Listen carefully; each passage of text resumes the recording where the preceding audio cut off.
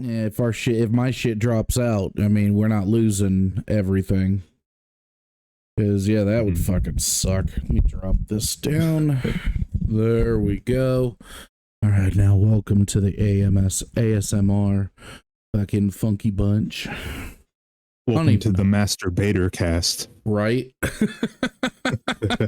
We should call it the Master BATR Cast.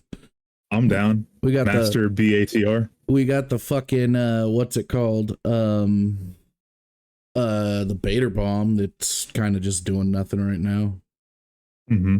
So, all right. Yeah, let's call it the Master BATR Cast. I like it. I'm writing that down. It's lore now. Sure. Master. All right. B.A.T.R Cast. All right. So, anyone listening, welcome to the pilot episode of the Master BATR Cast. I am Click or Slacker or Nick or Yori or Jin Condor or any misnomer of my name or any characters that I've played on this channel so far.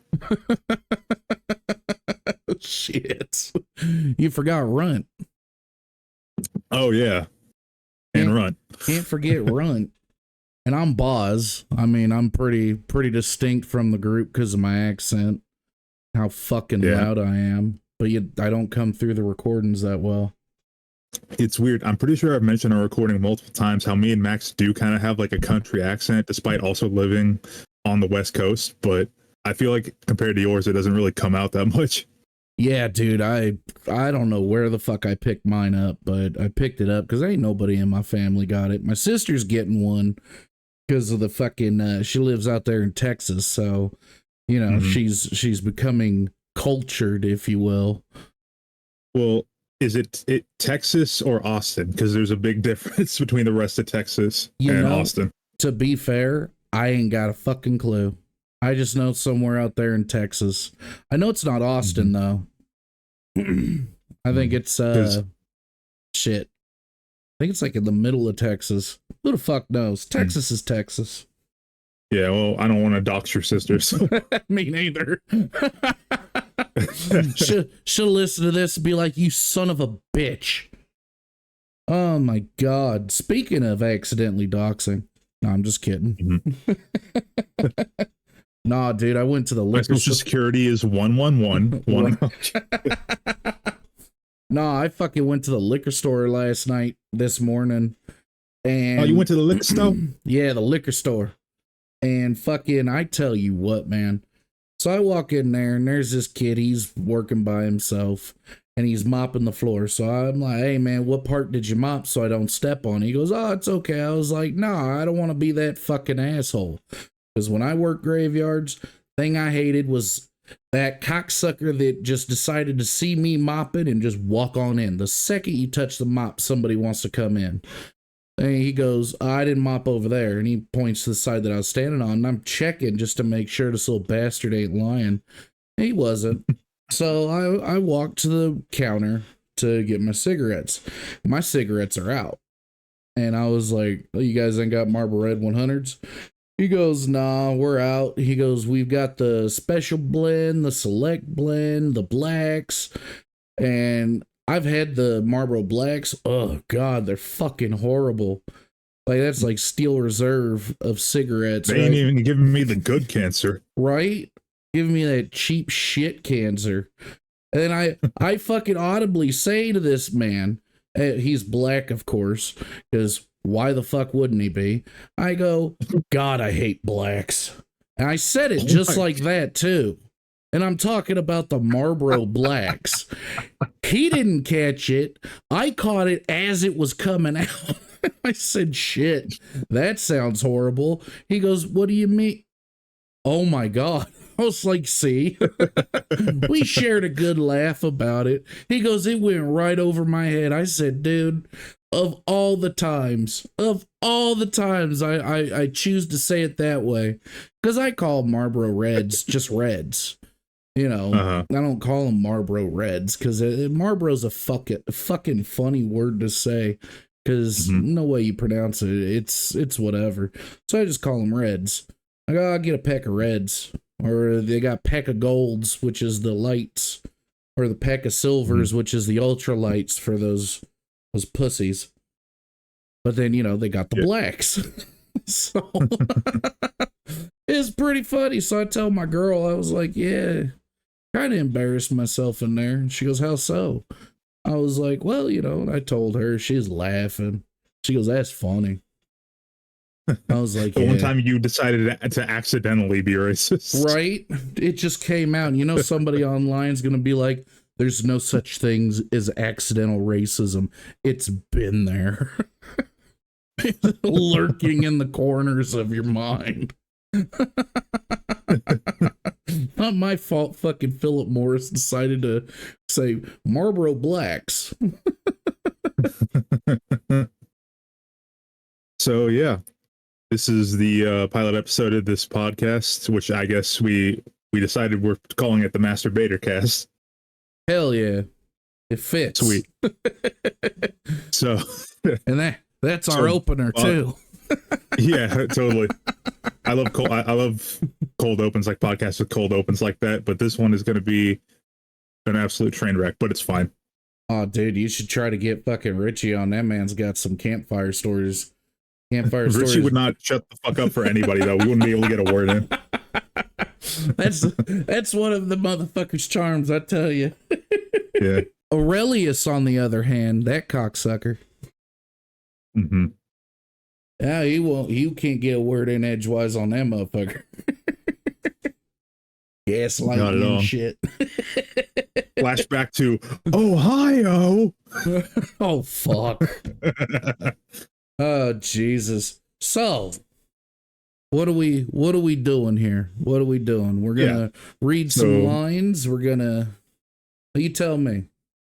Yeah. So I was thinking we could have. I mean, we're kind of just gonna be playing it by ear right now, but I think as we kind of go into more episodes, because hopefully this does well, we'll kind of have like certain sections for everything. But for now, I'm thinking we can read a few lines. We can read a few like funny or like badass D&D quotes that I've written down for like rough concepts for characters I have in my mind. I think that could be fun.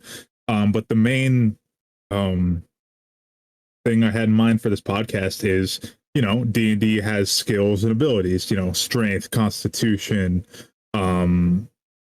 stealth, sleight of hand, deception, all that kind of stuff. So I'm thinking it'd be funny if we kind of use that formula of pulling stories from our own life experiences. Like, what was the time in your life when you had to be sneaky? What was the time in your life where you had to deceive someone or something like that? I think that could be really fun.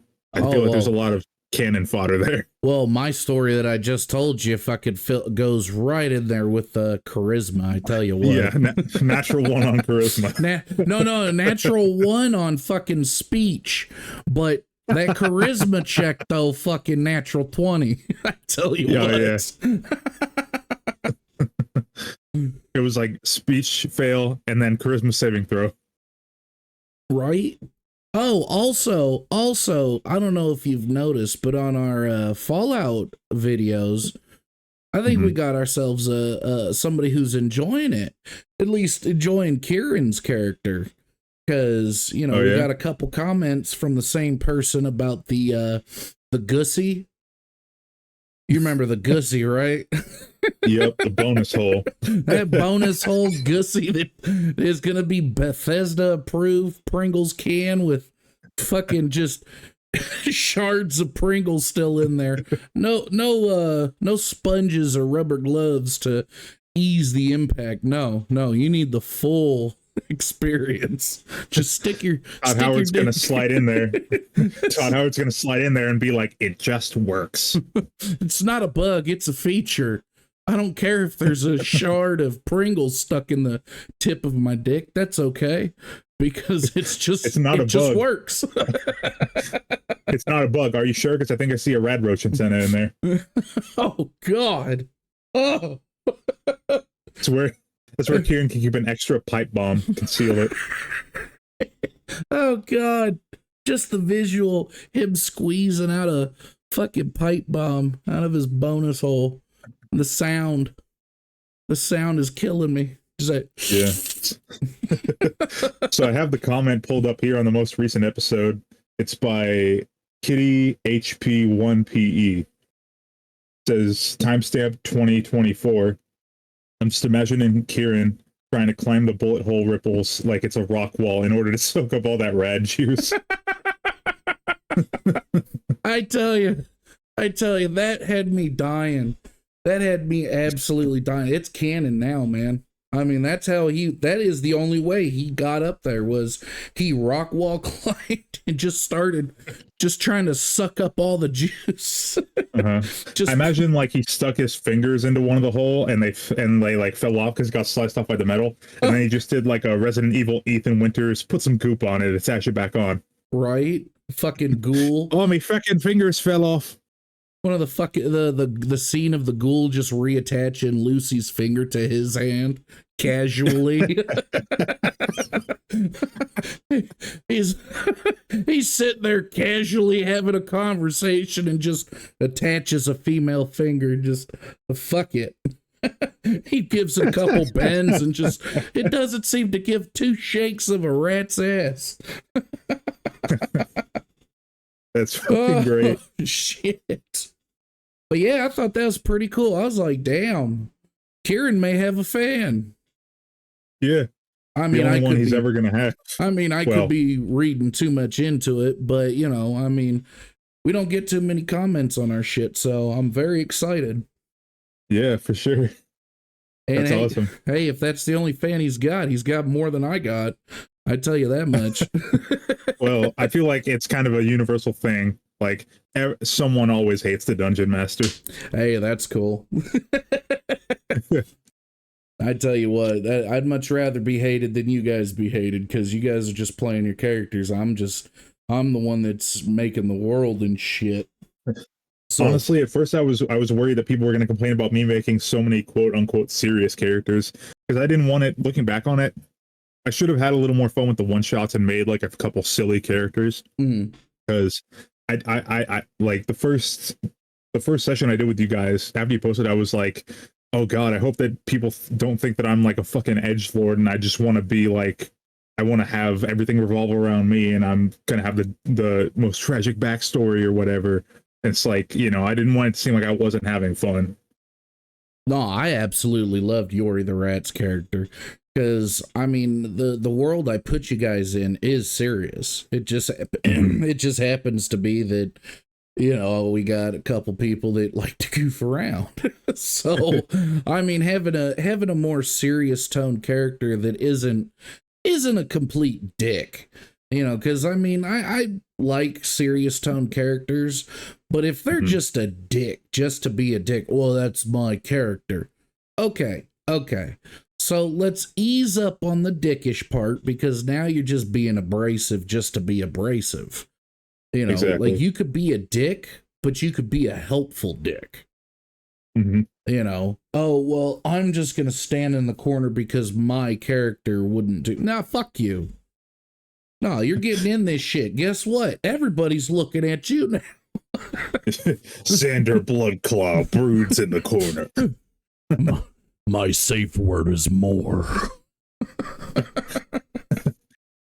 My safe word is double pineapple. Oh, you get some fucker screaming that shit repeatedly. Double pineapple. Oh god. That was not my safe word. But man, I tell you, fucking yeah, I liked Yori the Rat. Yori the Rat was a good character. Oh fuck. You had that other character, that Jin character. Yeah, Jin Condor. Yeah, and I wish you guys had more time to flesh these characters out, because I mean, Kirsch obviously was a joke, you know, a nod to fucking Shrek. D-Pity, I mean, that's self-explanatory, but did not age well. It really did not fucking age well. I tell you, I'm glad we did it. I thought it was funnier than hell listening back to it, because god damn, because can that man fucking just string shit along. But I know his intro what did he say? It was like, yeah, I'm D-Pity. I fuck my homies in the ass, make the sheets all shitty or something exactly. Like that. Like, right. So, this motherfucker, I tell you, this motherfucker was doing DoorDash. and he's standing outside of somebody's fucking door waiting for them to answer. And he's on the phone with us. Yeah, the name's D. Pity. Fuck a homie in the ass, leave the sheets all shitty. Bard boy for life. Like, fuck, man. That just was perfect.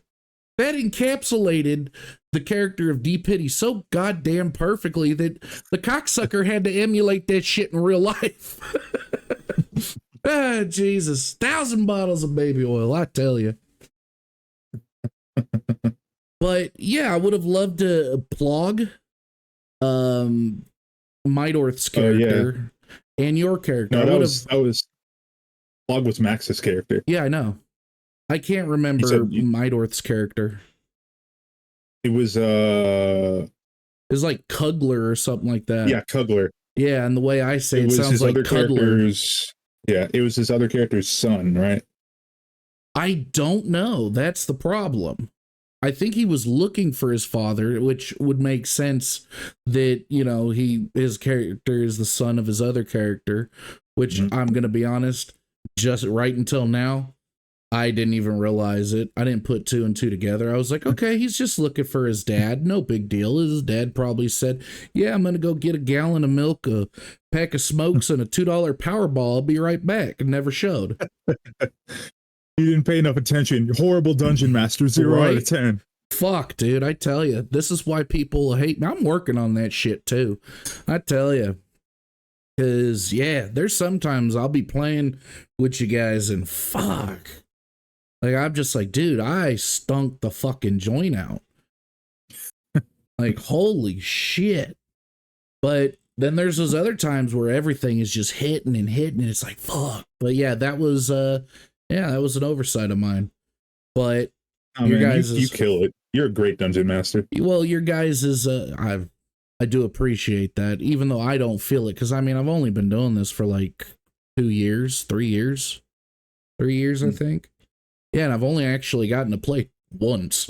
So no, I take that back. Twice. I got to play a full one. It was the Christmas episode that we did. And then before that, it wasn't, of course, recorded, but it was like half a page. You know, I ran with some dudes, and it was fun. It was real fun. So it technically be my 3rd time playing when we do your Halloween one shot. Nice. But well, I'm hoping I can make it enjoyable and memorable for all you guys. Oh, because I haven't DM'd in quite a bit. I haven't played in quite a bit, so it's all good. It's been over a year. I just kind of wing it.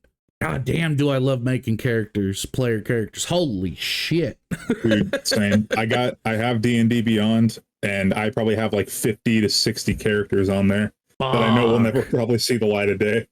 Dude, I'm telling you, this character that I created, you know, not to go too much into detail because this may go out before the Halloween one, but yeah, dude, I was like, fuck yeah, I'm playing the character in my head, how I'm gonna do it all.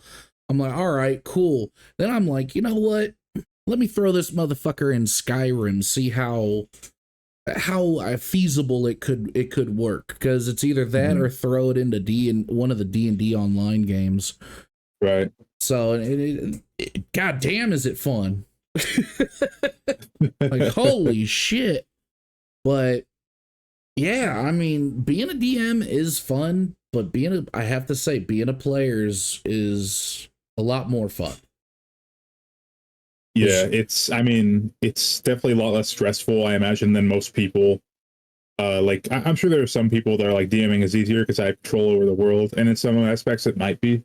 But I personally, I have ADHD out the wazoo, so it's probably going to be a little hard for me to keep all the shit together when we're doing the one shot, but I'm fine with doing it because one shots are kind of my thing.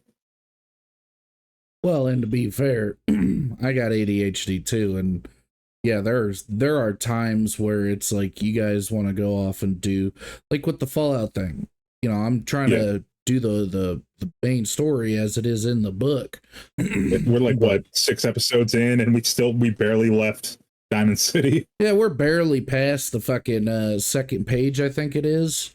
Good Lord. Most of it was ass pull, which that don't bug me much. I enjoy that because it's a challenge. But the book, man, I hate reading that shit because it's like I would never do this. I would never. Granted, it's more descript. It's more fucking descript.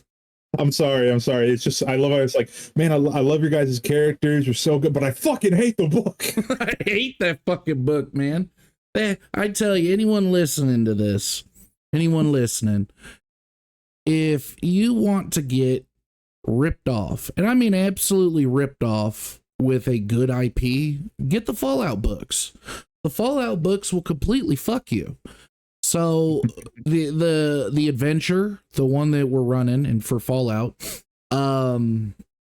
it definitely comes with 0 battle maps. So a lot of it is either theater of the mind or you just draw it out yourself. I'm terrible at drawing. I'm terrible at coming up with maps. My maps are super fucking simple and I hate it, but it is what it is. It's also extremely punishing just playing the book as the 2D20 system. I mean, in the first page, your first encounter is supposed to be in that crowd. And that crowd, somebody's going to die. It tells you how to deal with player death. Right there, right off the bat, it's kind of like, I'm not a fan of that because then it's just like, okay, now it's the DM versus the player. That ain't no fun. That ain't fun at all. It's not like we're playing a Curse of Strahd campaign. Like, I would love to do a Curse of Strahd campaign one day and try to do like the hardcore rules where it's like death is permanent, there's no resurrection or anything like that. And like enemies can respawn in areas and stuff. And even like the hardcore method of creating characters where it's like you don't really decide, you just roll dice for your race and all your stats. Oh yeah, I know what you're talking about. I know it's not everyone's cup of tea. I probably do it with an IRL group, but I'd do it. I think that would be a damn good challenge. Because it'd have to be after next campaign we're going to be doing after Fallout though, because Curse of Strahd campaigns can last a while. Well, and that's my thing is you know, the point buy system is it's a good system. It's very straightforward. You know, there's no guesswork. You know, there's no getting fucked over by your dice. However, I think it's 3d6. Yeah, roll 4, drop the lowest. Oh no! See, the one I was thinking is you just roll 3d6 and that's it. You get. Oh, I mean, I'm also down for that. I'm also down for that. Yeah, because at the most you could get is 18 on that one. But yeah, but you can roll as low as 3.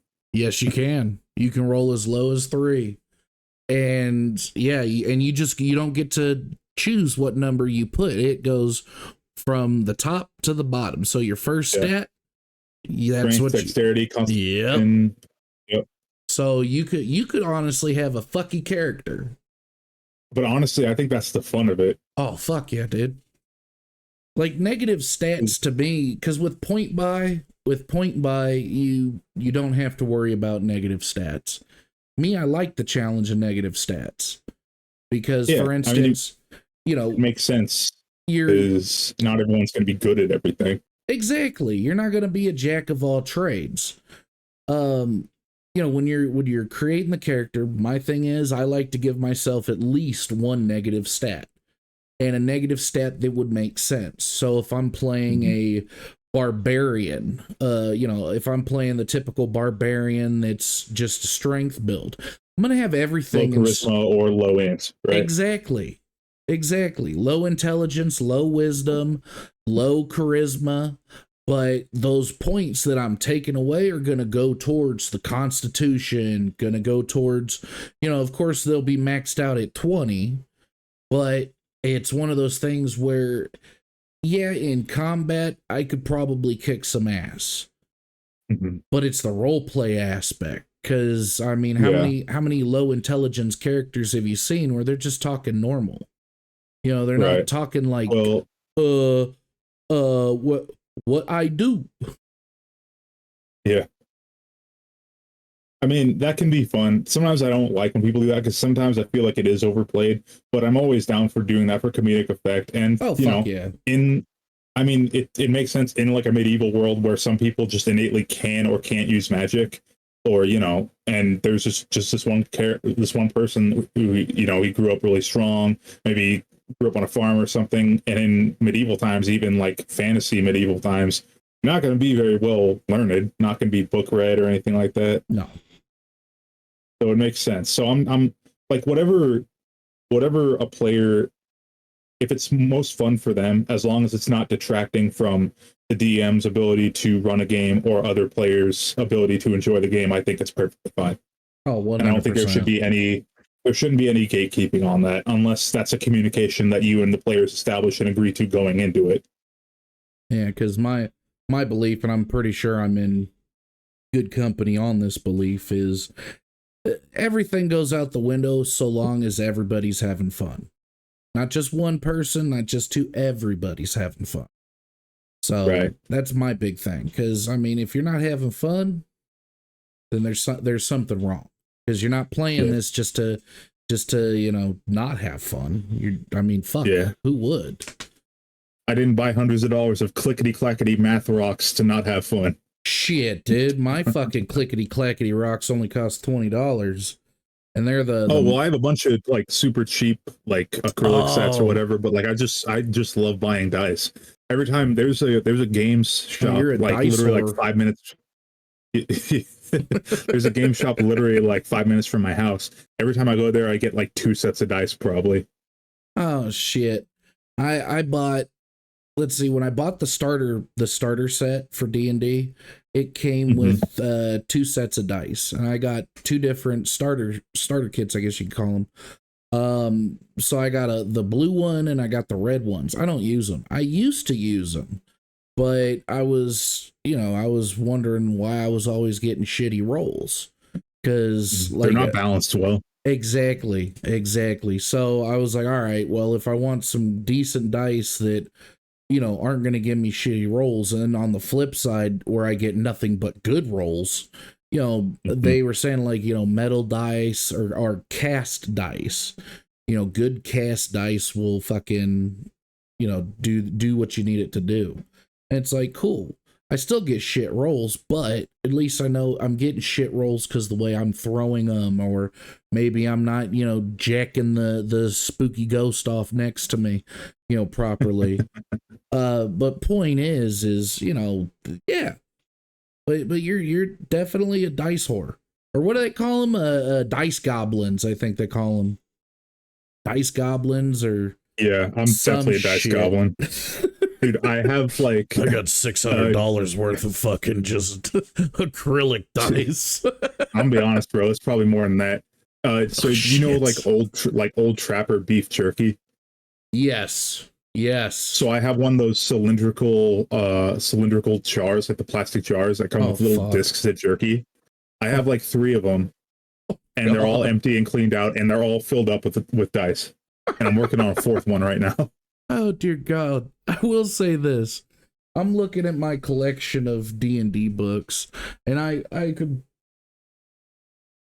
at full market value, I easily have over $600 worth. But the Jew in me gotta get it when it's on sale. I would say it's about maybe $400 worth. So I have a big tub of shit underneath when I used to DM one shots and like short campaigns in my house. I have a big tub of stuff. I have minifigs that I haven't painted because I suck at painting. Same. I have like monster info cards. I have a bunch of books. I have like props in my first campaign that I ever ran. It was called the Gemstone Isles. We were on like it was these adventurers that came to like a tropical island that was like being locked down by this corrupt Navy captain or Navy general who was trying to like harness the power of the gods of the sea to like rule the world, basically. It was a cool campaign, but it ended up getting cut short because of scheduling and people moving out of state and stuff like that.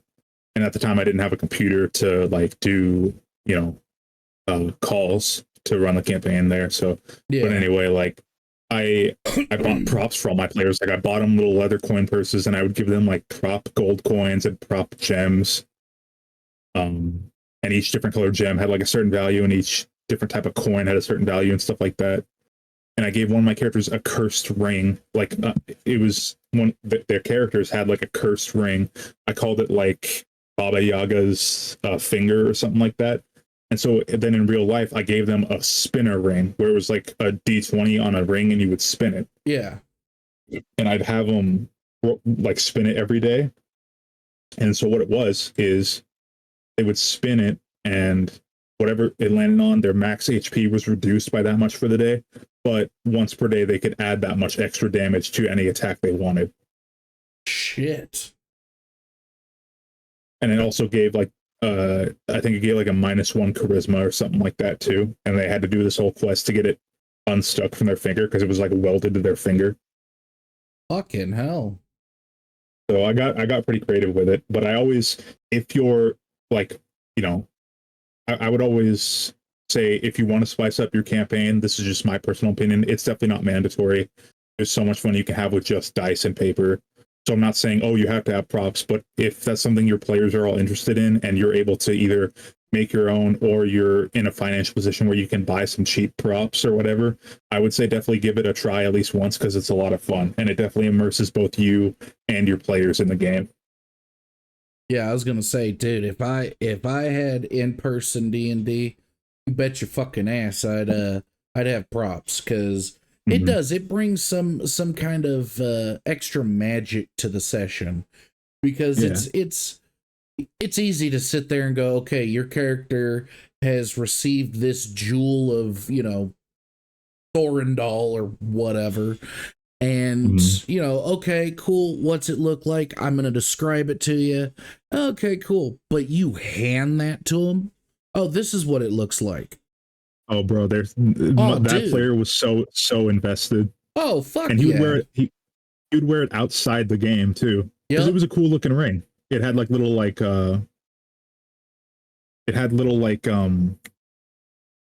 engravings on it and stuff. Oh shit. So yeah, you went above and beyond and that invested that character that player deeply into the story. That's how it should be. But I mean, when you're doing online stuff, you're kind of limited. That's why I try to give you guys as much as I can, you know, with the graphics or, you know, people watching, you know, give you something more because a lot of us are camera shy and, you know, we're not really wanting to put our faces out there. And yes, I try to give you guys something to enjoy. So when you watch it back, you're like, oh, fuck, that's cool. Oh, my God, you know, my character's there. Holy shit, you know, there's a VTT where I can actually see fucking Fallout. Yeah. Bastards cheaped out on a fucking map. Well, anyway, I guess, I don't know, is this like pre-game talk before the actual topics of the podcast, or is this just, are we just going to make this like... Oh, that was just shit talking. We're good. We you start sending in some lines, man. Send in some lines, right, and let's get to it because we can go back and forth. I'll send them. I'll DM a few to you. I'll read one. You can read one. All right. I gotta figure out a voice though. You got to give me an idea as to, you know, I'll read it normal and then I'll try to figure out a voice to read it because I definitely want to do that because I need to work on my fucking voices so they don't all sound the goddamn same. Dude, I'm the exact same way. I feel like I love doing voices and stuff, but I feel like lately I haven't been able to like diversify my voice, like make it sound any different. Maybe it's like just my own insecurity about it, but dude, I tell you, I am insecure as fuck when I do my voices. That's why I don't even do YouTube intros, you know, like our video intros. I don't even do that shit. Because I start off like, okay, so. All right, let's get right into it, guys, because I'm way too fucking embarrassed to go, hello, everybody. Because it's just one of those things that, you know, I eventually got to get over. Hello, everybody. My name is Buzz. And I like with my solo shit, you know, when I'm playing like Mass Effect, I'll do a quick little, you know, like, hey everybody, thanks for this, that, and the other. I don't even know exactly what I say, but it's just quick. It's awkward for me because it's like, what do you say? You know, and I'm not trying to be like these other people who are like, what's up everybody? How's it going, fam? Nah, I'm good off all that fucking shit because I mean it feels How's it going, Baiters? right. It feels like bullshit. It feels like I mean I get it. You're trying to be entertaining, but it always has rubbed me the wrong way because it comes off as fake. Like, are these people really your fam? Like, are they, or Right. are you just saying it? Like, I'll be like, Right. like that. The one person I think is a fan, FAN, and is in Nancy. The I could be completely wrong, 100% could be completely wrong, but I'm not gonna try to make it as though it's, you know, I'm 100%. Hey, what's up, everybody? Right. All my fans, you guys can fucking hate my guts. I don't even know. Well, also, it's like two things about that. It's like, one, we do enough like putting on personas when we're just playing the game, you know, doing our characters and stuff. And then also, like, you don't want to put on a fake version of yourself outside of the character you play, because not only can that make you seem like an asshole or make you seem like someone you're not, but it also can start like some weird parasocial shit, even with channels as small as ours. Yeah. Yeah, no, I'm not trying to do that. Just trying to give you guys, you know, give you guys honest content, not clickbait, not bullshit, not patent stats or that's another thing I hate, patent time. I was reading, somebody goes, yeah, I fucking hate intros because it's like you're just trying to pat for time, and it's like, oh, good thing I don't do that. I just do the intro because I think it looks cool. Yeah, I put a lot of work. Gaming. I just you mean the beta gaming? That one? Yeah, beta game. Ah, fucking hell, my throat's dry. Come wet it. Oh, I'll moisten you up, all right. Oh God, bring the baby oil and the Vaseline. I'm ready. But yeah, I think it was the orc voice where I was like, Beta Gaming presents or some shit. Yeah. It's like it's like Grog from Vox Machina mixed with Jesse Ventura. Actually, I was thinking more 40k space orcs. We're like, oi, hello. Like Beta Gaming presents. There it is. The boy. There it is. Beta Gaming presents. You know, that shit. I was thinking more 40k orcs because they're Australian fucking orcs. Like, oi, blood and teeth and blood, or red go first. I think it's more. I don't think it's Australian. I think it's Cockney. It could be. It could be. I just always thought it was just Australian space orcs, but Cockney orcs. I mean, we're gonna get crucified for that. You all sound the same. Here come the Aussies and the Kiwis. Oh, dude, get my fucking ass kicked. This gang up on me. Oh, mate, it's not how we speak. And I'll probably get fucking shit for doing that accent too. I don't know who that could be, but I know they all don't sound like the crocodile hunter. We get canceled. Well, that's the thing, boss. To be canceled, you have to have a significant following. So I think we're good. Just drop fucking subscribers. They'll be like, nah, I'm out of here. He offended me. Okay. So go ahead and wet your whistle and let's do some of these quotes. All right. Let me read this one real quick. Yeah. Because this one's a long one. Yeah, it's a long one. It's a doozy. So if you want to just read that one out a little bit, I guess I'll do mine first. Well, let me read it out to you so that I know that because you wrote this. I'm sure it's a wonderful quote, but I need to be able to read it to you in my normal voice and know that it hit the mark. Because like it says, brothers beside me, stand tall and shake from your bones what little fear they may still hold.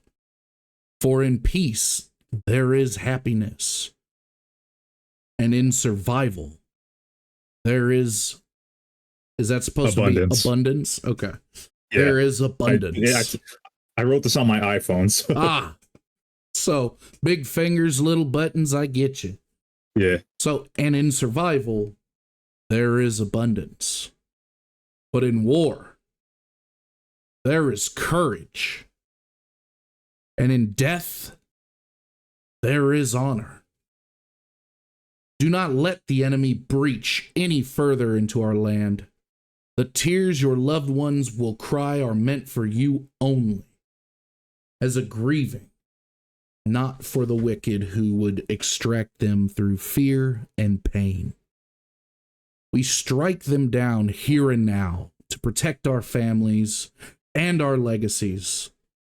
Though kings we may not be, there is bravery in each and every one of you, with strength enough to lift entire pillars of gold. And I am proud to match you in step, here and now. So far, was that good? Oh yeah, perfect. Okay, so I'm going to read that first part, and then, because I got to see if I can actually do the voice I'm thinking of. Mm-hmm. So let me get the old whistle wet again, because as a smoker, my voice dries out fairly easy. Yeah, I think they even say when you're doing voice acting, you shouldn't smoke.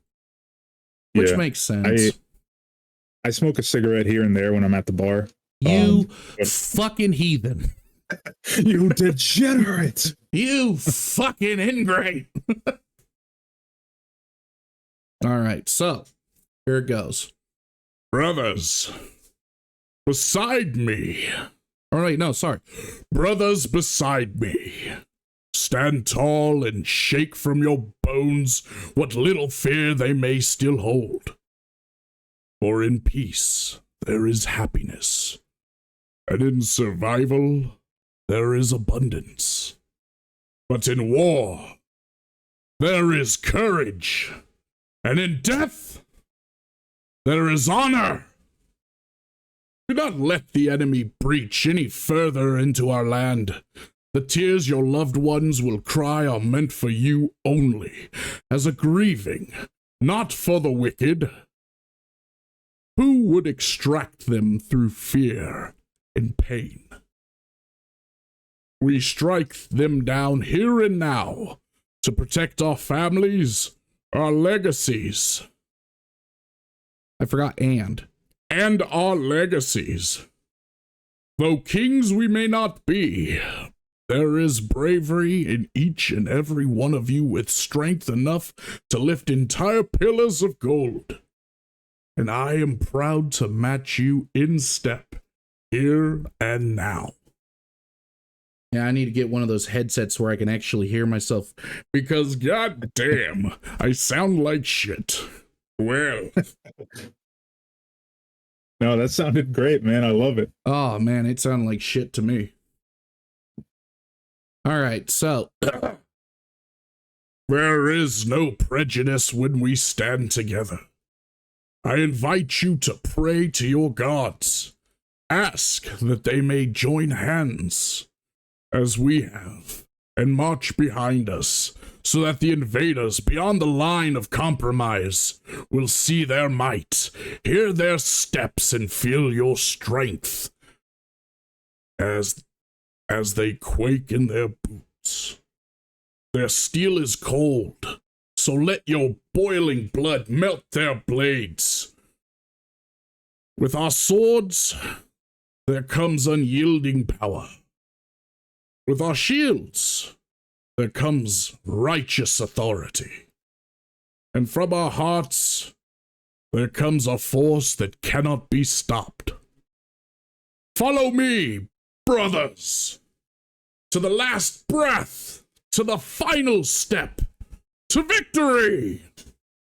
Victory! Yay! And all the dick lips clap in the formation. You just hear everyone's a meatus. Oh, there goes man. any ad revenue we were hoping to get. Hey, you know, we're never getting that. However, This Raid episode is Shadow sponsored now. Legends. I think we've made that same joke like 6 times already. Dude, we ain't ever advertising for them. I played that fucking Hell game. no. Hell no. Is it ass? I am not a fan of it. It is extremely misleading.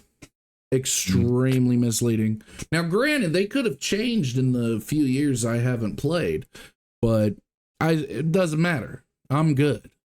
I'm good. I hear that they don't follow through with what they say, so I'm good. Mm-hmm. That's what I've heard. I'm not accusing them of that. I'm just saying that's what I heard. This is all hypothetical in Minecraft. Oh shit! Oh god! All right. Hide your kids. Let me. Hide your kids. Hide your wife. All right. I guess I'll do one here. This is going to be in. While you do that, send me another one, so I can kind of practice it.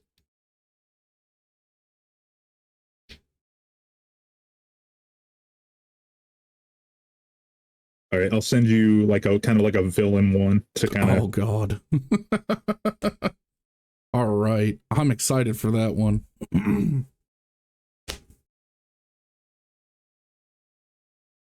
All right.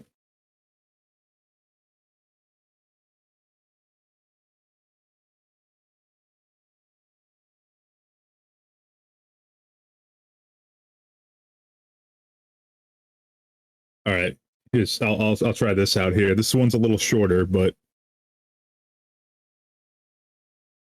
if you find me, I will not pay it because I can't.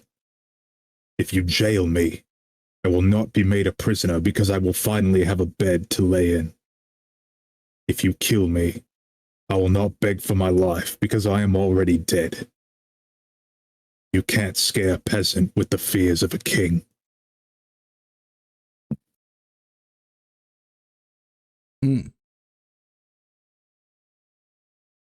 Damn, that was hella short.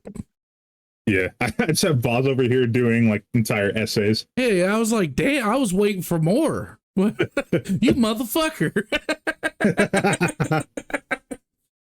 All right, dance, monkey, dude. No, I'm kidding. Right? Jeez. Dance for me, monkey. Dance for me, monkey. I guess in kind of prop the rest of that up, I'll do a couple other shorter ones. I got some really short ones in here, actually. Okay, yeah, I'll do like 1 or 2 more shorter ones. Okay. While you do that, I'm gonna mute myself so that I can kind of practice the voice, because it's a brand new voice I've picked up. Mm-hmm. But while you do that, I'm gonna kind of try to get into the voice for this quote that you gave me, because fucking hell, I got the perfect one for it. Okay. You have no understanding of what sacrifice is. You don't know what it took to obtain this power. I received everything I ever wanted by stepping over everyone I ever loved and killing everyone I ever hated. And all it cost me was everything I ever had.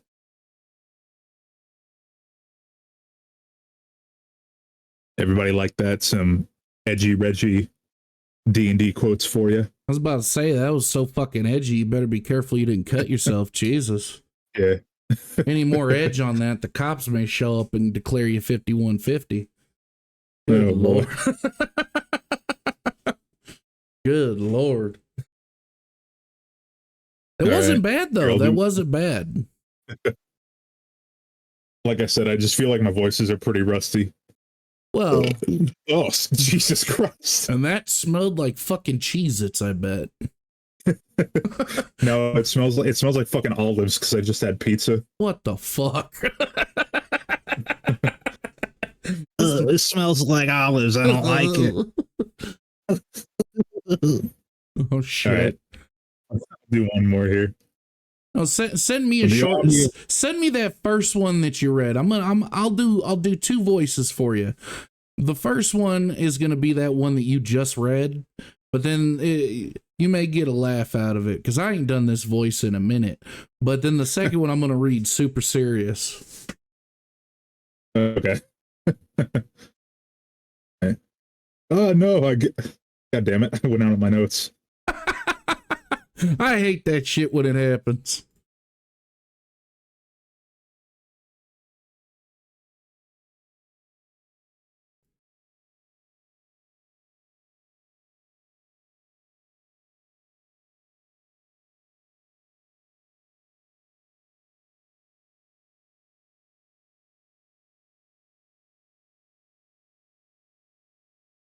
I honestly hate fucking Discord with their goddamn bullshit ass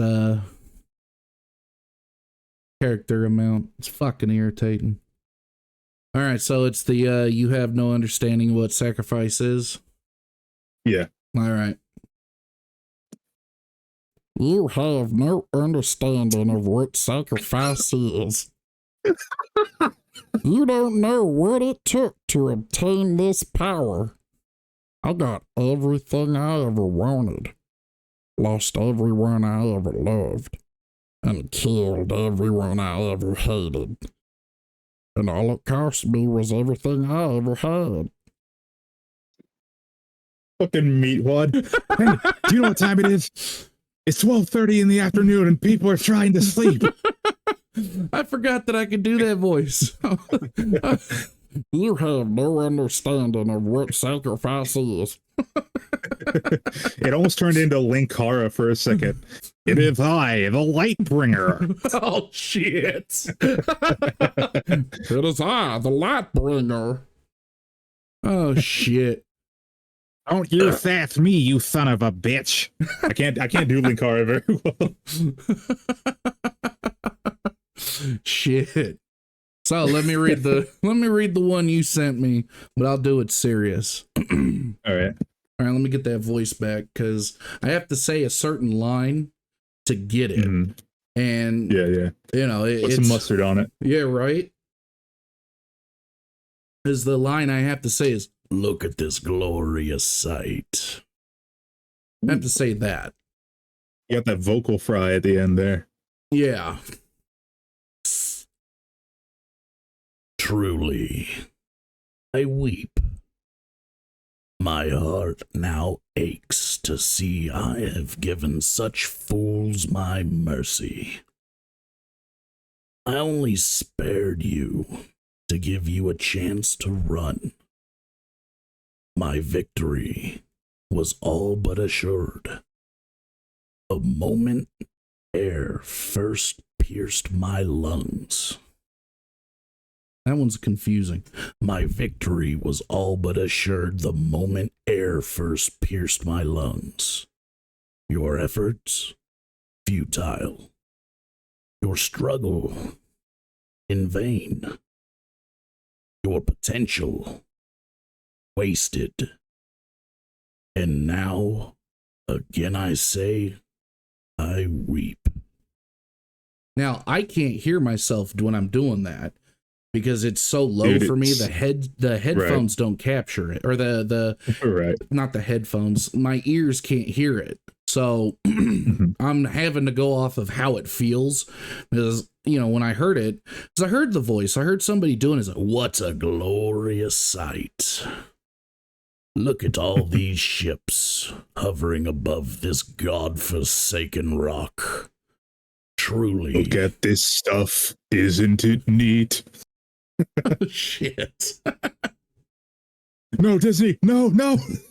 Right? Just get fucking kicked in the nuts by Disney. Yeah. Truly. I should do it in the movie announcer's voice. I got you on the second one you sent me. You have no understanding of what sacrifice is. You don't know what it took to obtain this power. I got everything I ever wanted, lost everyone I ever loved, and killed everyone I ever hated. And all it cost me was everything I ever had. Dude, I got chills listening to that. That is the deepest one I can do. That is the movie announcer one. This summer, Keanu Reeves. And I actually stole that voice from Pablo Francisco. Yeah. Yeah. When he did the little tortilla boy. Oh, fuck. I loved that voice so much. I was like, dude, and he's not even the one that actually does the movie announcer voice.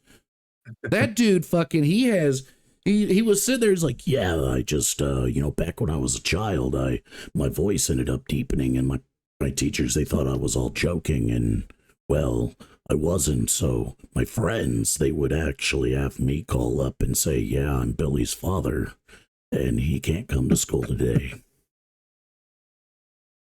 I thought that one, I was just like, oh my God. And then when he did his fucking joke, when he was like, in the city, you must fight to survive. He sold tortillas on the corner, and the mob wanted in. And he did the sound effect. He was like, I don't know who this guy is, but I want him in his tortillas. I want him dead. He had one chance, and his chance was to fight back. Arnold Schwarzenegger, listen to me. These are my tortillas, and I'm not going to give them out here. I thought that was so fucking perfect. I absolutely loved the voices that this guy was doing. Dude, you want to talk about perfect? That impression of those voices was fucking great. Yeah, I can't hear them through the on my end because I got the earmuffs on. Trust me. It's good. It's really good. Every time I do the movie announcer voice, it fucking hurts. It doesn't hurt, but it tickles my throat in a way that I probably shouldn't. Can you do me a favor? Can you just say, look at my little toesy woesies in that voice? Oh, sure. Let me hack out a lung first. Mm-hmm.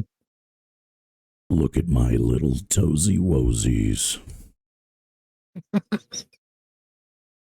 My little piggly wigglies. Don't you like them in my little moccasins? My little footy pajamas. I shouldn't have asked you to do that. Laugh too hard. Well, and the other one I can do, it's the Kool-Aid Man, but I don't do it normal. I can't I have to inhale while I'm doing it. Uh-huh. That's the only voice. I know there's this chick online. She I forget her fucking name, but she does this old lady's voice by inhaling, and goddamn does it sound good. She's like, oh my God, but she's got that she's like, oh, hey there, Llewellyn.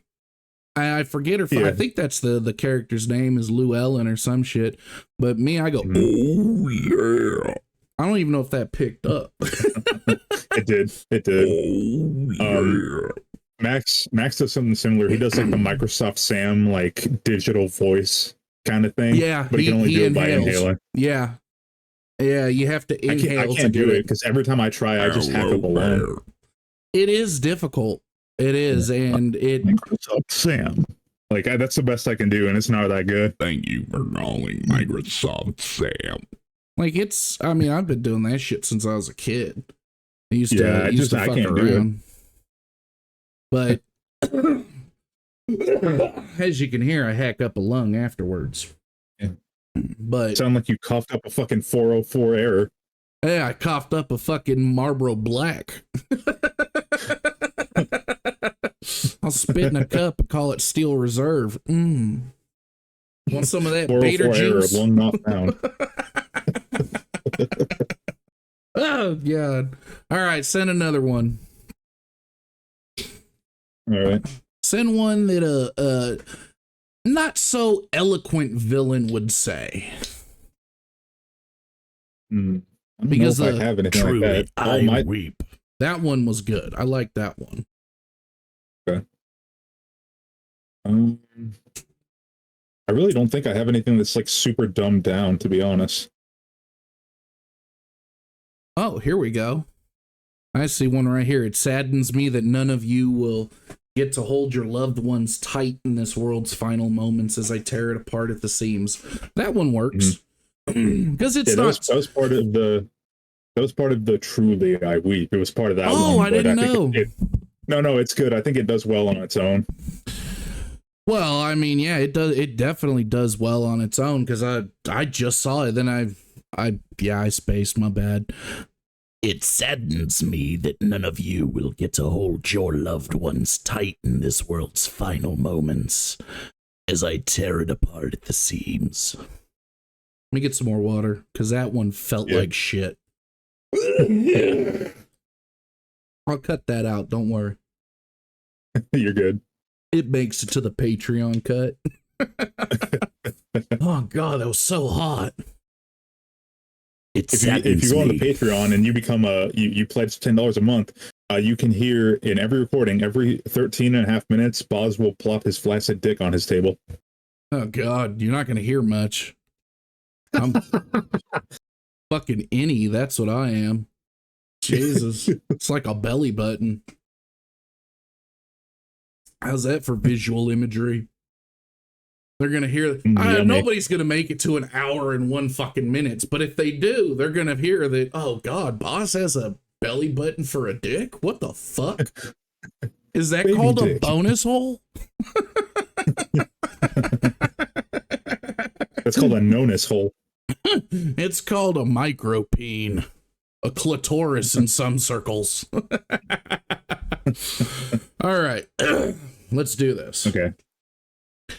It saddens me that none of you will get to hold your loved ones tight in this world's final moments as I tear it apart at the seams.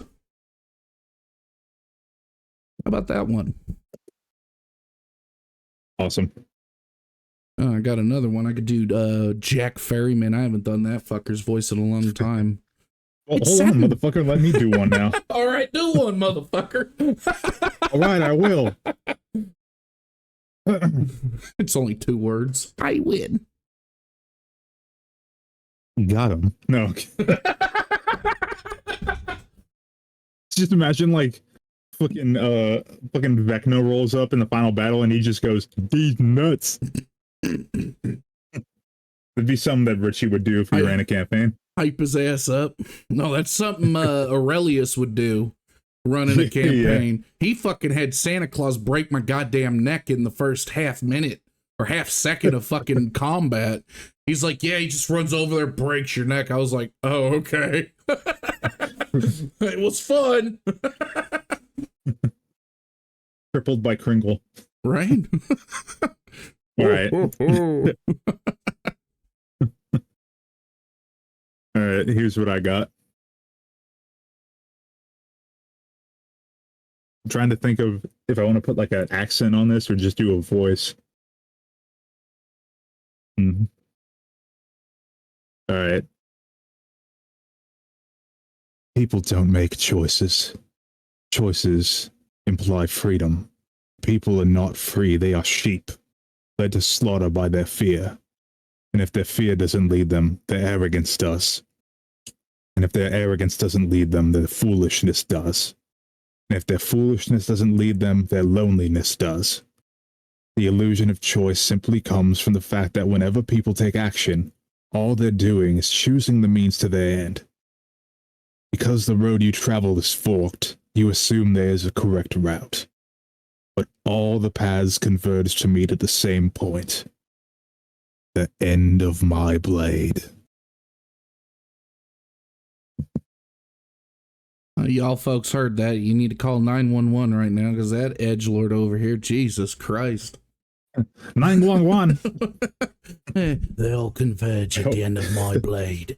Like, holy shit. That was still good. I hope that picked up. What? Did it pick everything up? Yeah. Yeah, no, okay, I heard it all. It's good. It's good. Like the voice. It's like that subtle, it's not English. It's something else. But it's good. It's definitely good. Definitely edgy.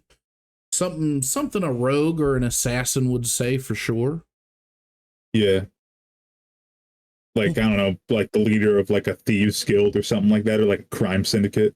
Yeah. Yeah, that would make sense because, yeah, everything converges at the end of my blade. That was more Jason Statham than anything. You have a job. I'm the beekeeper. Jason Statham, kind of, yeah. I'm the plumber. I'll fuck you up more ways than one, but allow me to tell you in great detail. I'm the librarian. Shh. But yeah, send me another one. Or no, you could do another one. I've been over here fucking reading these motherfuckers, not giving you a chance. Go ahead, do another one. All right. Where there's clouds, there's rain. Where there's smoke, there's fire. Where there's dirt, there's stone. And where there's thunder, there's lightning. You can't fight nature, my friend. Mother Earth has gone undefeated since the inception of her entire existence. Fuck, I fucked that up. I wasn't gonna say nothing. Let's roll with it. You can't fight. Shut the fuck up! You can't fight nature, my friend. Mother Earth has gone undefeated since the inception of her entire existence. In the eons before eons, when man had yet to walk their arches bare upon her palms. In a single moment, she could crush you between her fingers, and your bones would not be remembered, not even by the trees that will use them as fertilizer. You could be given everything you'd ever ask for in life, and yet in the wake of her unrelenting and permanent gaze, you are nothing. Her wolves will still track you. Her wolves will still catch you. Her wolves will still kill you. And her wolves will still feast. And you will still be just a blade of grass under the burning yoke of her ire as the flesh is rended from bone. And what a delicious meal you will be. I'm gonna be honest. That sounds, I don't know, that sounds like something like a forest monster would say. Like, you know, like yeah, I was thinking like a corrupt druid who's like he's fed up with like humanity and like how magic and stuff is progressing and like civilization is progressing. Well, yeah, either a Trent or a what'd you say? Like a corrupted druid. Druid, thank you. A Trent? Just a guy Trent. named Trent? No. Are they Treants? Treant. Yeah. I just thought they're Trents. My bad. I fucked up on the goddamn pronunciation. Oh, I'm not a fucking hey, what's up, nerd. I'm Trent. You set a bush on fire last week. Time to fucking die, nerd. Bro, are you fucking kidding me? You come into my forest? Come on. Who are you? My name's Trent, bro. Seriously? You're gonna come into my plastic forest? Bottles go in the blue one, not the black one. Wow, Don't really? be a dick. You're gonna come into my forest and not be a vegan? What the fuck is wrong with you? My dad's a park ranger, you know. Oh, shit. I take this shit very seriously. You know, Smokey the Bear took this shit serious too. Smokey the Bear ain't even got children. He ain't even got children. You know why? Because anytime a woman gets hot, he smacks the shit out of her with a shovel because he's afraid of fucking forest fires. Bro, you shouldn't wear leather boots. It's really fucked up. You know how many animals had to die for that pair of boots? You should wear Toms. They're made out of hemp. I prefer synthetic. How long have we been doing this bit? Like 2 minutes now? You're right. All right, send another one. Actually, I think if it's, I'll send one more and then we can cut it here because I don't want to use all of them in the first episode. Oh, okay. All right, we've been doing a lot of like evil ones. I'll send you one that's a little more uplifting. Oh, okay.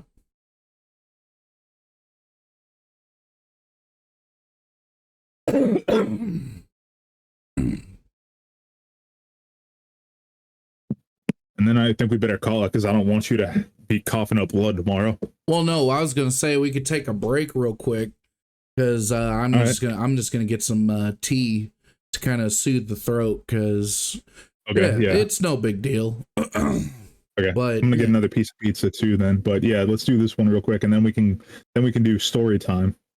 all right.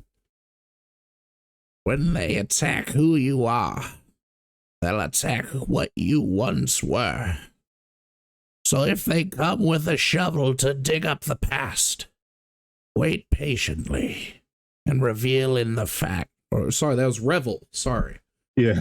And revel Also, in the fact that once the dirt is loose, the coffin of your past transgressions will hold nothing more than dead air, and therefore no weapons for them to use against you. Because the moment you choose to change, you were born again, a new and better man. That ending sucked. A new and better man. Or maybe it should be a little more regal. When they can't attack who you are, they'll attack what you once were. So if they come with a shovel to dig up the past, wait patiently and revel in the fact that once the dirt is loose, the coffin of your past transgressions will hold nothing more than dead air, and therefore no weapons for them to use. Because the moment you choose to change, you were born again, a new and better man. That was a little bit better. My dick lips are clapping. My meatus is aggressive. I tell you, ever since I heard either you or your brother say dick lips, thought it was the funniest shit. Been using that shit. Fucking love it. You know, there's like a clinical term for the lips of the penis. It's meatus. Really? meatus. Yeah. Oh, I just thought that was just some clever shit. But meatus. No, it's wow. It's the clinical fucking term. Well, I didn't know there was such a thing called dick lips before somebody mentioned it. But Dude, now what killed me is when he said, I can't get the thought of roast beef hanging from the tip of your dick. Like, you know, Gucci lips. Yeah. Beef curtains. Meat curtains. Arby's. We have the meatus. Arby's $5 foot longs are back. BOGO beef days. But And if anyone from the Bilderberg group comes in, we'll fucking shoot you. Halliburton orchestrated the BP oil spill. Welcome to everyone's favorite political commentary D&D podcast. Right? We'll talk a little bit about D&D, and then we'll go straight into the politics. Straight into the actual meat and potatoes. I moved to the bar. We need Chico or Aurelius to do like a Trump impression. Oh God, I mean, even if we were making fun of it, God, we'd get so much hate. Big news. I can't do Trump. You don't understand. I can't even do a good one. Yeah, that's like Alec Baldwin's impersonation of him. Yeah, Aurelius does a damn good speech one. He's damn right up there with that comedian that does it. Shane Gillis. Yeah, Shane Gillis. He's like, everybody over here was telling me you're a great man. Yeah, mine sucks. Yeah. Mine sucks. But well, it's probably good that you can't embody the annoying orange. Well, I tell you this, it'd be funny for conversation. It'd be damn funny for conversation. But we'd get hate from it. Doesn't matter. We'd just get hate. Oh, that's bullshit. Yeah. Oh, God. Can't have anything funny in this world. But you got one more for yourself? When they can't attack who you are, they'll attack what you once were. I should have used that one, the meat wad. Let's see.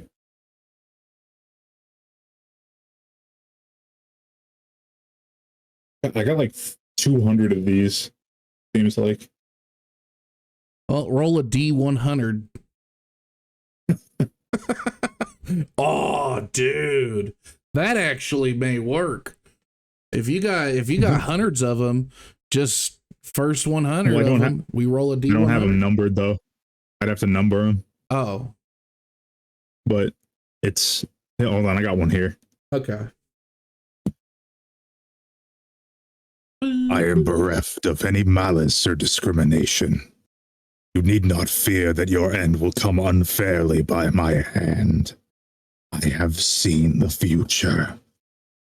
I have seen what mortals are, what they will become, and how they will destroy if allowed to exist. I am simply doing what I must to save the world you inhabit. Do not cry and do not resist.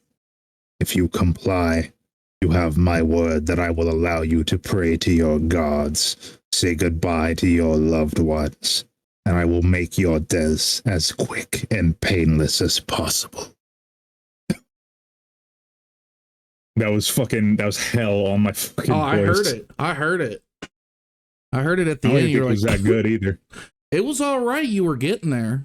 I was trying to do kind of like a lich kind of voice, like undead, but at the beginning it was kind of rough at the beginning, but towards I wasn't thinking lich though. I was thinking like evil Warforged or Gearforged.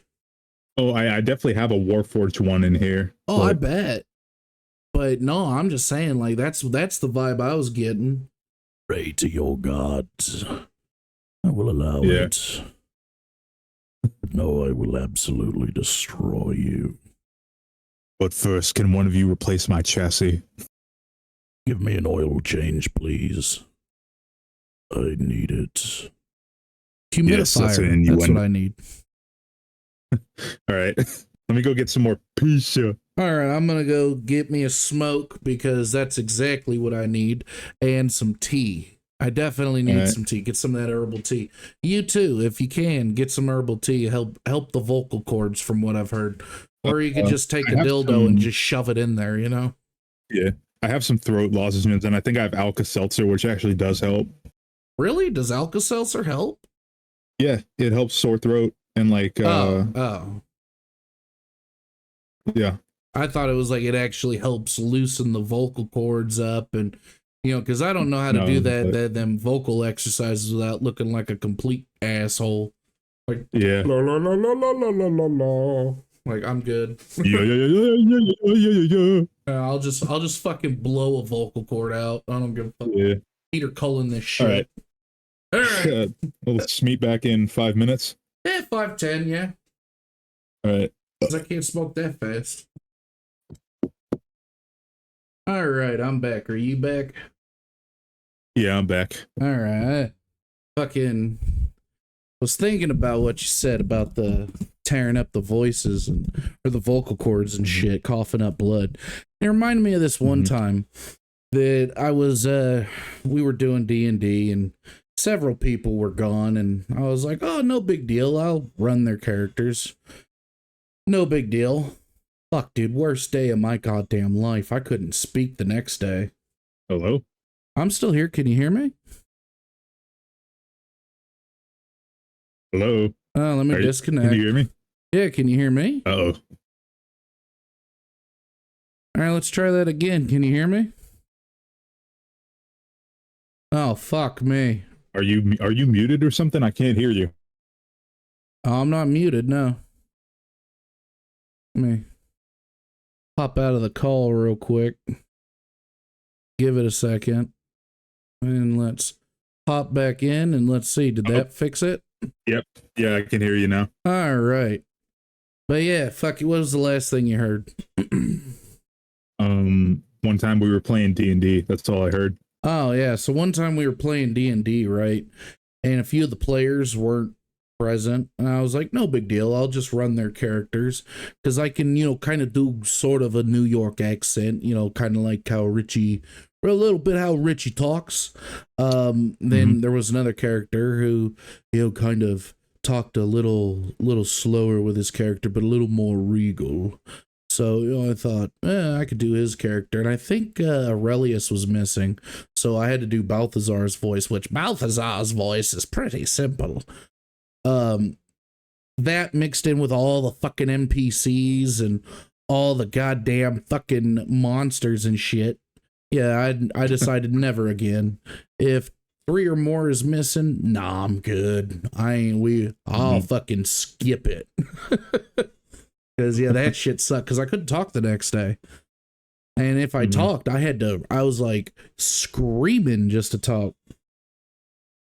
Yeah. Every time I go to the karaoke bar, I sing like 6 or 7 songs, and I really fucking said. You really what? I said, fuck. What? Sorry, I got some Alka-Seltzer water that went down the wrong tube. Ah! Sorry for everyone that heard that. I forgot to mute my fucking microphone because I'm an idiot. I just wanted to hear ASMR. That's why we came here. Get those B.A.T.R juices flowing.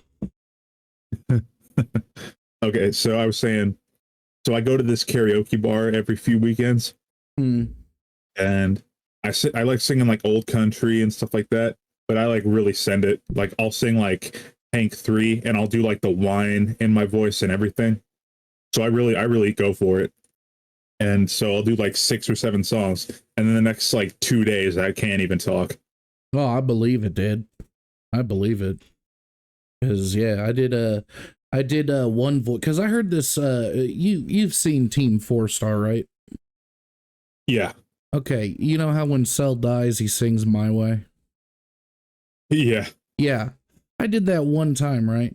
Because I wanted to see if I could do it. Because I heard that it's a challenge to not only do a different voice other than your own, but to sing in a different voice is a challenge. So I was like, all right, and I did it, and it was fun. And I was like, damn, that's a good voice, a good song too. But yeah, I felt it the next day. Felt like I had a goddamn felt like I had like a scab in my throat. I was like, that shit sucked. But yeah. Got you revving like a fucking Honda bike. Yeah. I was like, fuck, man. But yeah, then I kept doing it, of course. Easier in the shower, I tell you. Doing voices in like a warm, steamy room. Fucking, it's always like that, isn't it? Like you sing in the shower and you sound like $1,000,000, and then that's go acoustics. out into the real world and like do karaoke or something, and you feel like, it's so horrible. Well, that's acoustics though. I'm talking like if I do my movie announcer voice. I think we lost him again. Oh, fucking hell. Really? Oh, I can't hear you. Oh, motherfucker. What is going on here?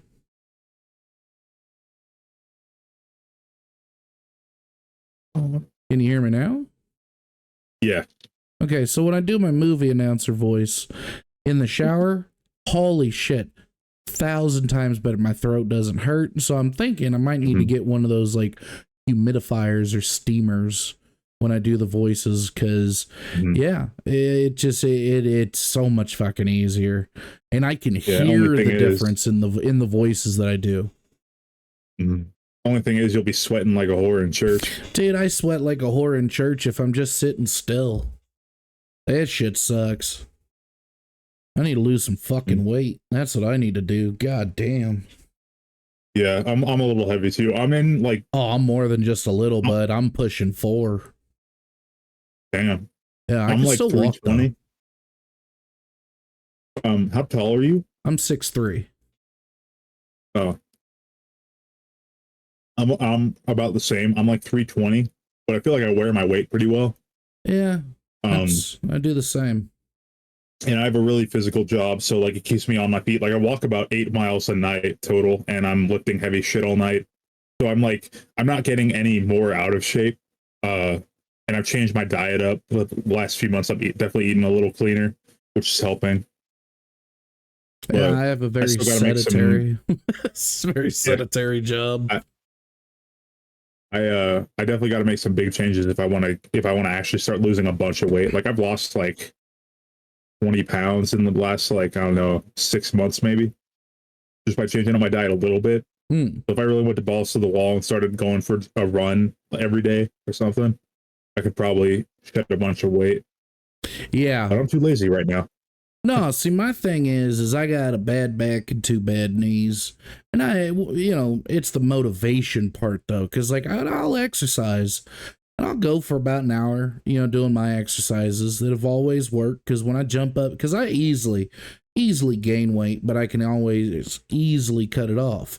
However, I ain't never been this heavy, so I mean I'm 360, so I'm pushing it, and moving the weight around ain't easy. It's it's getting difficult as I get older too. The back definitely is shown me, because I got fucking bone on bone, and yeah, so that shit's no fun. But yeah, I definitely need to change up some things, because I do this thing where I just board eat. I'll just straight up board eat. I'm not even hungry. I'm just filling a void. And it's just. Well, I've gotten down to just. I don't really snack at all anymore. I'm down to 2 meals a day now. I just eat like 2 slightly larger than normal meals, and I'm fine. Shit. And that's definitely helped. I eat 1 meal a day. Okay. Eat 1 meal a day. I'm not snacking at work. But when I get off work, it's like I'll just, board eat. Just fucking toss shit back. Oh, that looks good. Like I'm eating like I'm pregnant or some shit. Or like I need to go to fucking therapy. Food's my therapy. But no, like, I mean, I'm glad that, granted, like I said, I am pushing 4, but I'm glad I'm still able to move. I'm glad I'm able to still walk, I'm still able to walk normal. I'm not like waddling. Right. But it's definitely not good on the knees. And then, of course, it doesn't help that, I go, God, I need to lose some fucking weight. My girl, she goes, no, you don't. You're fine the way you are. It's like, bitch, I'm killing myself. You're trying to kill me, woman. Oh, she's so afraid that fucking some chick's gonna notice me and just steal me from her. And it's just like, nah, sorry, that can't happen. Sounds like she needed to be a power lifter to steal you. Right. Fucking need a goddamn. If she's forklift certified, maybe. I make fat jokes at you as if I'm not a fat, disgusting piece of shit. Also, oh shit though, but dude. Trust me, you ain't saying nothing that I don't say to myself 3 inches from the mirror. So you will be in my suicide note though. I've always dreamt of being in someone's book. My life. But yeah, no, I need to lose some weight, because I know that'll also help with the the voice acting, because I tell you what, I get so out of breath when I'm just doing voices. It's weird. Because like you could hear it like with the Halo shit. The Halo shit, oh my God, you could hear me breathing into the mic after everything I say. You hear the and it's just like, Jesus Christ, man. You sound like you're fucking dying. So yeah, I need to lose that weight. Cause shit, if I can get down to my ideal weight, which is 275, I'm happy, because I'm not fucking, I'm not looking like I'm doing steroids, but I'm also not looking like I eat, at the hometown buffet every fucking, every day for lunch. So 275 would be good. If I get down to 250, oh, I'm golden. I can't go no lower than 250. Yeah, you just look like a Holocaust victim. No. 250, I still have some decent amount of, I guess you could say body fat, but I look like I'm juicing. Like I've done, like I'm just starting to do steroids. And I don't like that. I don't like that feel that I get, because I don't like it when people look at me. But when you're looking like you just started juicing, oh man, it's fucking worse, because then people are just staring at you all weird. Mm-hmm. So, People are going to listen to this and be like, yeah, right, these guys are probably like 600 pounds. right? Yeah, I'm just sitting here in my chair. Just eating my tea. This was supposed to be. See, people think, oh, I'm drinking tea. No, I'm drinking straight gallon of eggnog, bro. Oh, man. God, these holidays are going to suck because eggnog's coming out. Yeah. And I love eggnog. Dude, same. It's so good. Fuck. My Dude, belief I have a is. recipe for. What's up? I was saying I have a recipe for a no-bake eggnog pie. Bro, it's so good. Fuck. Yeah, I actually love to bake. I'm not really good at it, or I'm not super good at it or anything, but like I've never like disastrously burnt anything or anything like that. Oh, we got fucking Betty Crocker over here. Jesus. Yep. You make a perfect wife one day. I got the titties for it. Me too, bro. Me too. Okay. But no, So. fucking nothing wrong with baking. I love cooking, and I cook for my girl. You know, she cooks some stuff. She cooks those like her home country's dishes, like them Chilean foods, and those are good. But yeah, I enjoy cooking. Thanksgiving, Christmas, those are my holidays. I cook. You know, I'm in there like Betty Crocker, making a perfect wife. I'll even wear an apron and nothing else. Just see my lard ass just fucking jiggling. Like, is that the turkey? Are you just looking like a Meat Canyon cartoon from the back? Welcome to hell. Merry Christmas. Oh God, that fucking Kirsch's donkey. Kirsch. Oh yeah. We must eat the innocent. And you can actually hear the voice. About donkey? Feed him to me. Feed him to me now. I'm so. Oh, sorry, donkey. I wasn't hungry. paying attention. I just shat me pants again. Fucking hell. He played that character so good. He goes, I just want to shit my pants. Shitting your pants is a free action. Yes, it is. So is crying. First t-shirt idea. Right? Shitting your pants is a free action. All right, so next part of this, it's a doing the skills. Yeah. So I was thinking like basically kind of the main motif, I guess you'd call it, of this podcast. We're splitting this one into two parts, by the way, I'm guessing, right? We don't have to unless you want to. I mean, completely up to you. I mean, we can post the first half. Let's just post the full thing. It'll be fine. Okay. So the whole kind of motif behind this podcast that I originally had, or at least one of the ideas, was, you know, tell stories from our childhood or our life or whatever, or recent stories, just based off of like certain skills and abilities that are in Dungeons and Dragons. So my first idea was survival and nature, because I definitely have some stories from scouts.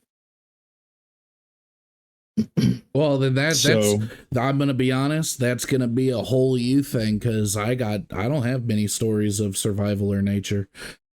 So I'm more than welcome to, or I'm more than willing, I should say, to just kind of sit and listen to what you got to say and chime in, talk a little bit of shit. But yeah, go ahead, go for it.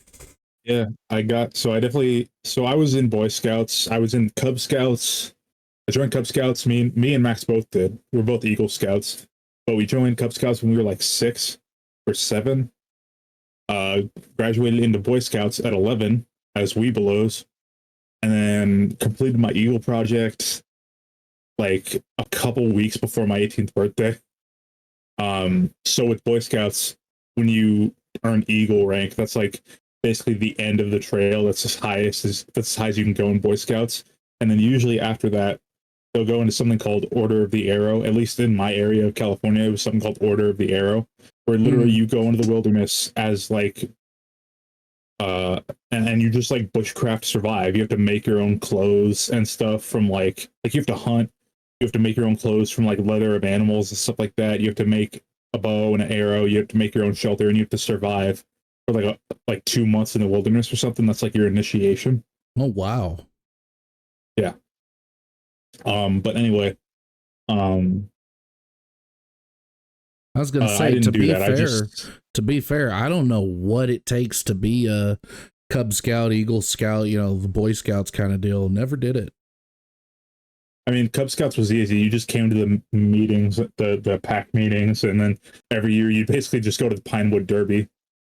Oh, What Cub Scouts was basically daycare for kids, for boys after school, but it was fun. And then Boy Scouts, it's everything from like communications and like radio communications to like shotgun shooting, rifle shooting, orienteering, so it's actual uh, fucking skills you're being taught yeah, because you're old enough to kind and it's of like wrap your head yeah, around it. Okay. woodworking, leatherworking. I also took a knife making course, even though that there's not a badge for that. But like I went to like jamborees and stuff like that, and like scout assistance programs where you could do extracurricular stuff outside of scouts. Um, so I was a crack shot with a rifle too, bro. From like uh with a 22 rifle with like a little dinky ass scope. From like an eighth of a mile away, I could get 5 bullets inside the size of a dime. Jesus. I was a crack shot. I mean, I haven't shot in years, so I'm probably ass now, but I always struggled with shotgun. I don't think I hit a single shotgun clay my first year at summer scout camp. But I have a bunch of stories from like my time in scouts.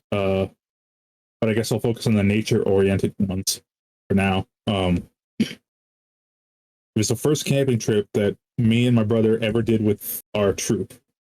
At the time, our troop was one of the oldest Boy Scout troops in history, because the troop numbers start from one and then go up from there based on like when they were established, because it's like a next in line kind of thing.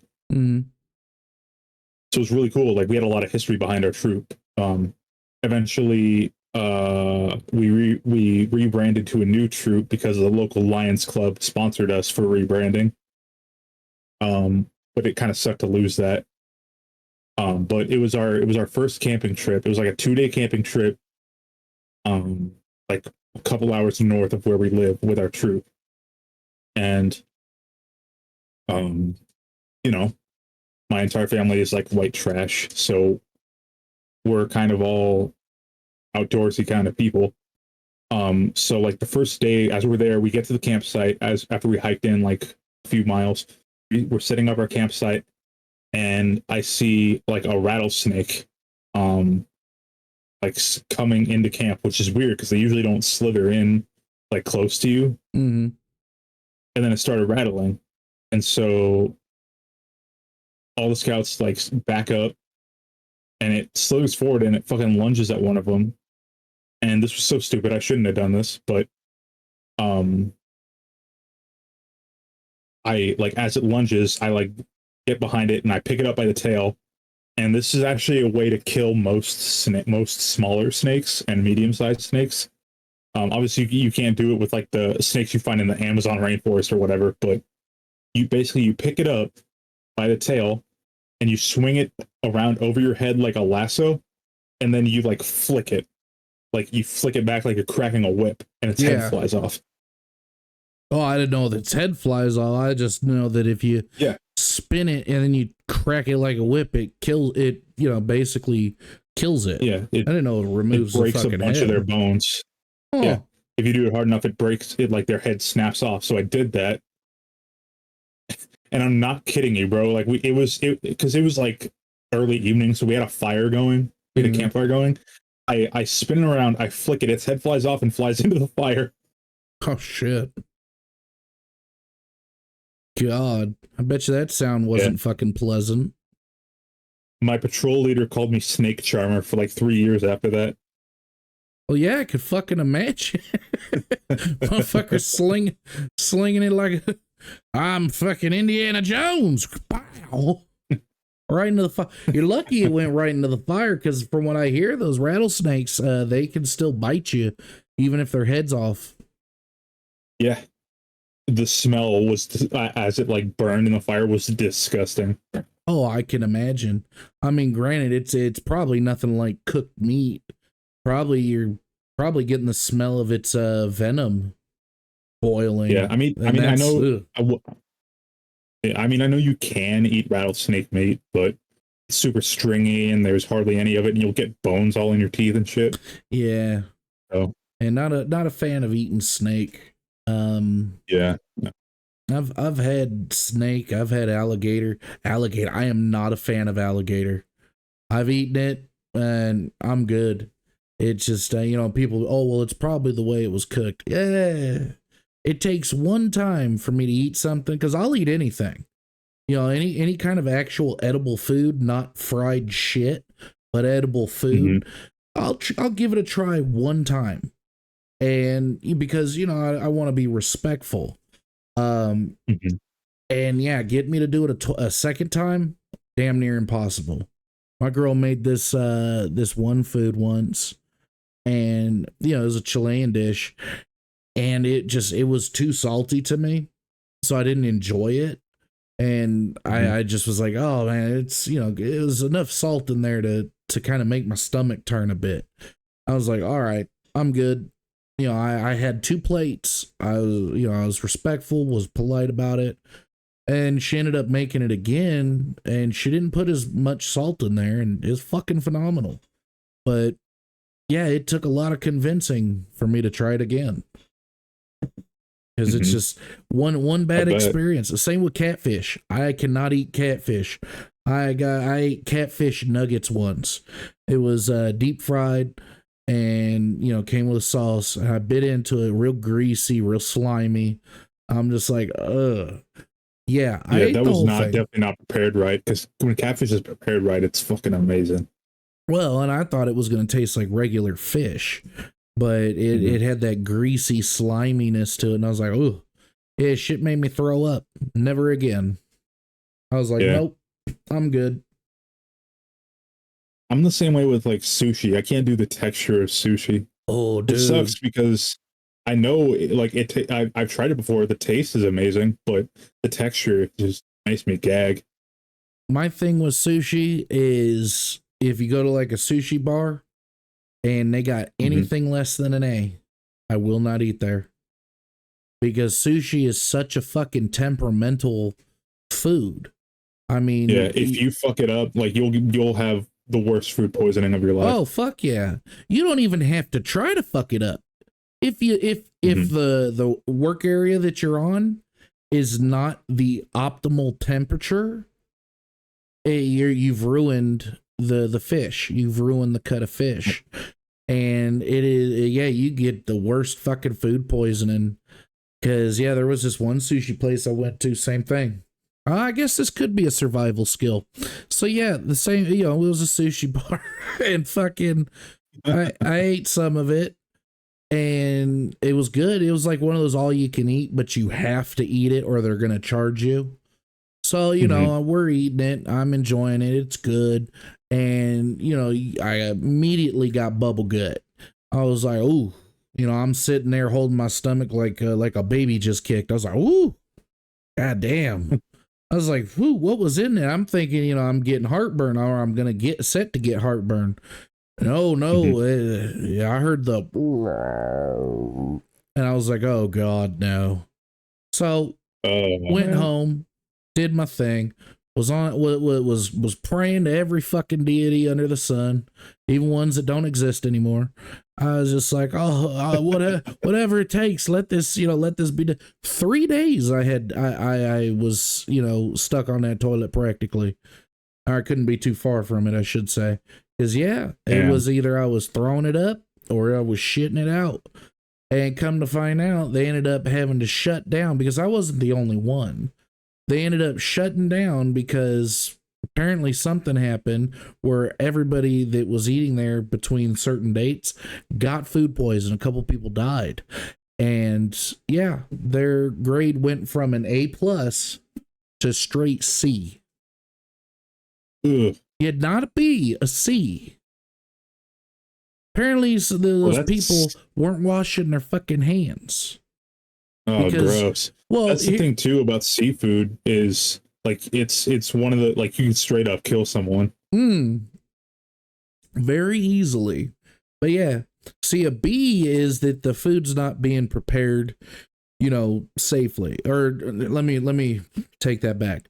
A B is the food is being prepared properly and with the proper precautions, but it's still not, A plus. You want it A plus. C, a C says straight up, you're not following safety protocols, proper food handling preparations. Like, they don't wear gloves. I get it, and I know why they don't wear gloves. I mean, gloves are just to give the illusion of cleanliness, but in reality, they're fucking disgusting. Because you're wearing gloves, you're touching everything. Nobody switches out gloves as often as they should. Even nurses won't switch out their gloves as often as they should. Oh, well, when they go from one patient to another, they switch. Yeah, but they should be switching gloves anytime they touch you. They should be switching fucking gloves. But nobody does because it's a pain in the fucking ass. And I mean, if you get sick from yourself, I mean, well, you kind of deserve it. But yeah, I mean, so they touch things with their bare hands, and they're supposed to be freshly washed. Apparently that was neglected. The preparation area that, where they'd prepare the sushi was supposed to be a certain temperature. Apparently it was not even, they weren't even running the damn thing. Oh my God. Yeah. So not only are you getting spoiling meat, but you're getting room temperature fucking sushi. Who likes room temperature sushi? Now, if you're a fat ass like me, you're not putting the sushi in your mouth to taste the temperature. You're putting it in your mouth to go, ooh, this tastes good.